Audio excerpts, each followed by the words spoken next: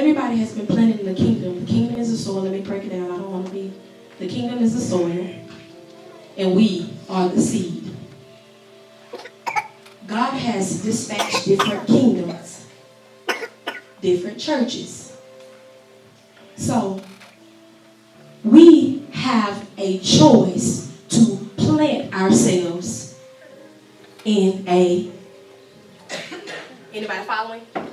In a kingdom. Kingdom equals, Kingdom equals church. That's the soil.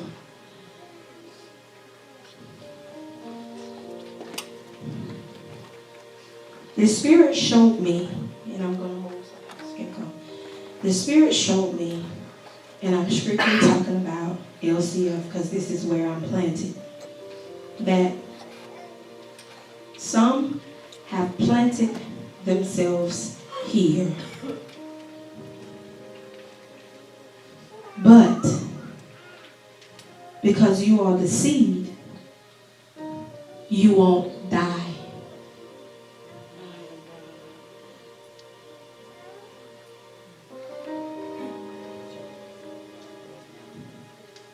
This seed had to die in order to live. Study it, it's science. It had to die in order to live. You wanted to live in order to live. You came, planted yourself at LCF. I want to live. I want to have life-changing faith, but I don't want to die. What needs to die? My flesh. Your flesh dying is you growing. Your flesh dying is you prospering. Your flesh dying is the increase of your territory. After a while, Brother Mario is going to have to uproot this thing and plant it out there. It's going to outgrow the pot. But if you stay and choose not to die, you will die. And guess what? Everywhere you go, you'll leave a trail of mess. Oh, y'all can't see the mess. This thing won't roll right.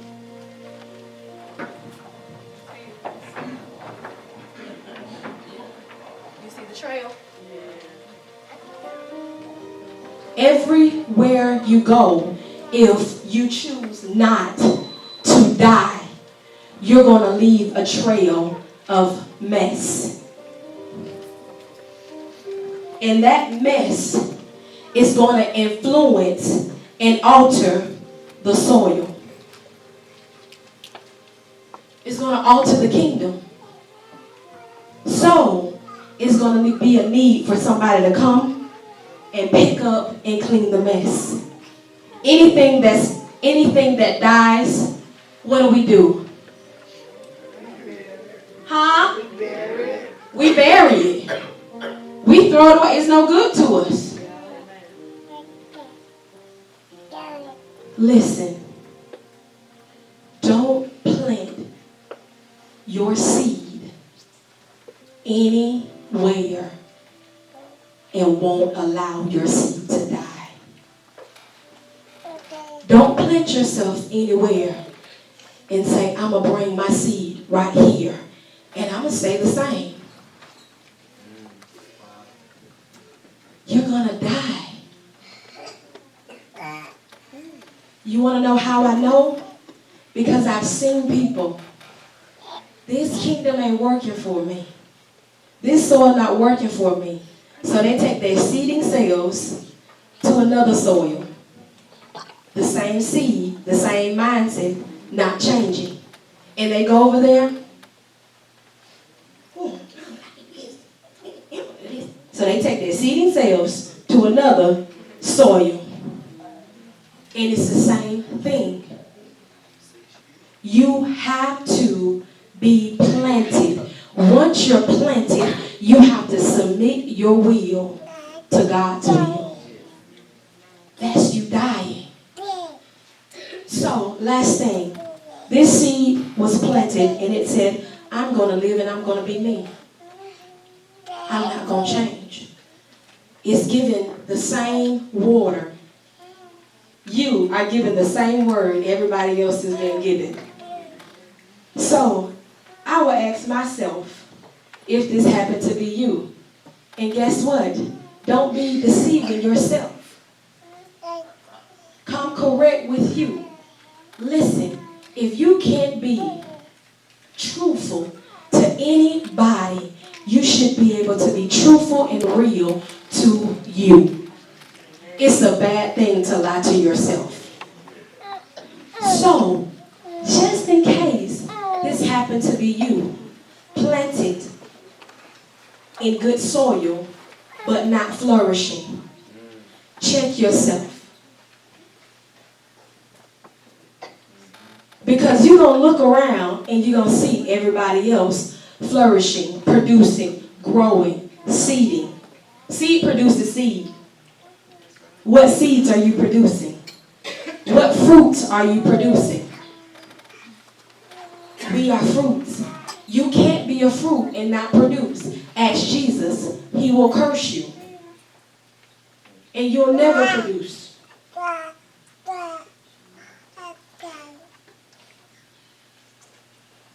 Take heed to this word. If you know God has planted you here in this kingdom on good soil, let your seed, which is your flesh, let it die. That was the purpose of you coming, so that you can die to live again, so you can have abundance of life. So you can prosper, be in good health, even as your soul shall prosper. You can't be in soil and you have a gardener and not be able and willing to receive the word and the food, the nourishment from the gardener. You can't be here and not trust your leaders to impart it to you. Trusting is taking the word and applying the word. Trusting is taking the word, opening yourself up and saying, live in me. Get rid of every negative, impure thing that's within me so I can live. Last thing, I truly see some of you, the seed, and I look back in your past and our past, and I saw seeds die. Because when seeds die, they look better.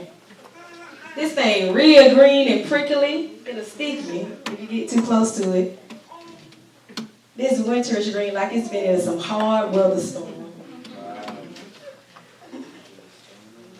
Yes, it looks bad. It's wiltering look. It looks crippled. It's curling up. This thing is in a bad state. Listen, I don't mean to, I'm serious, you all. I want to help you. Because somebody had to help me one day. When you don't want to die, everything that you're connected to becomes disabled and deformed. Your finances are jacked up.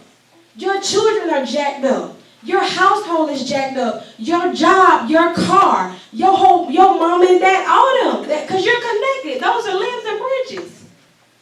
It's messed up. It's deformed. Why? Because you affect who you're connected to. Mess. I know you by your fruit. That's word. That blessed me because I had been struggling with, Lord, why is it that some people look like they can get big stuff and little stuff and any kind of stuff they want? And they be right here talking about have faith, have faith. Don't tell me about no have faith. Tell me the real secret. You follow me? Their faith or our faith is a product of our interaction with God. This is why Jesus get up and he's angry with the disciples when they on the cruise ship and it's a storm. They wake him up. He was like, man, really? First thing he says is, "Oh, ye of little faith." Like, Jesus, why are you picking on their faith? Because they had been with him too long. To have faith that small. How long have you been? And the reality is they were around him, but they weren't with him. Don't you hang around here and not be with it. Because at the end of the day, you have a life that will only be what it is based on your faith. Based on your faith. I want to leave you with this story. All right, and any other questions, and we'll close. I was talking to a wealthy man, and he shared with me, he says, "Hey, no offense, Pastor." And I like how wealthy people say pastor. No offense, Pastor. He says, but I really don't need, to be in services and stuff like that all the time. I really don't feel I need it. And I started thinking about that thing, and I'm like, maybe you don't need it. I'm just being me. All right, Jesus is like, hey, it's easier for a camel to get through a needle's eye than a rich man to get in the kingdom. I'm like, okay, well, maybe you don't. God told me out the frame with this right here. He says, watch this. He says, you don't need faith. Watch this. For right now. Because there's nothing you can do about right now anyway. Whatever your now is, it is. That's it. What are you doing right now? You can't answer that. You know why? Right now, gone.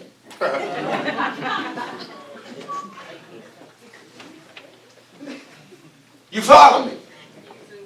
Right now is always right now. You're with me, right? So in right now, you can only operate right now. And the very next moment, it's no longer now. What right now was, is past. You follow me? And God says this right here. He says, it's when he develops cancer that he's going to need all the faith that he was supposed to be gaining all along the way. And I'm like, wow. That messed with me. And it helped me at the same time. What's this? The information you're receiving right now is not for right now. Because there's nothing you can do right now anyway. So the information, aka the faith you are building, establishing, and receiving is for a future moment. Help me, Holy Ghost. So can I pull all this together? So God will take a man or woman for your life that has been given spiritual stewardship over your life, and he will look at when you turn 45, and he will, watch this, he will instruct us to give you principles after principle, worship after worship, opportunity after opportunity, prophecy after prophecy, and it'll grow, and it'll grow, and it'll grow, and it'll grow. And when you meet a mountain at 44, you can use information you received at 30.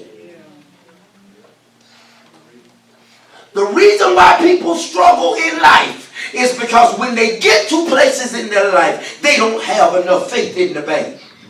Y'all missed that. The only thing that will overtake you is that in which you don't have enough faith for. And faith doesn't come overnight. Faith is accumulated. Just like money. Just like strength.